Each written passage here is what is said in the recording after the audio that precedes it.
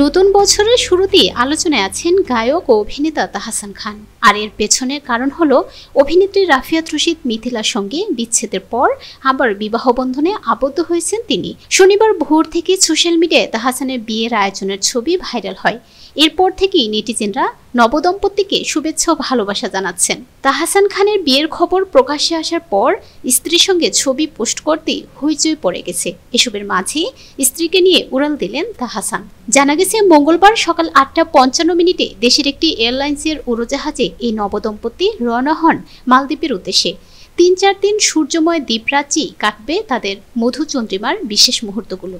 এদিকে বিয়ের দুদিনের মাথায় আরও এক সুখবর দিলেন তাহসান। একা ঘর আমার শিরোনামের নতুন গানটি লিখেছেন এবং সুর দিয়েছেন নিজে। তার সঙ্গে কণ্ঠ মিলিয়েছেন স্মৃতি সাহা। গানটি প্রকাশ করেছে অনুপম রেকর্ডিং মিডিয়া।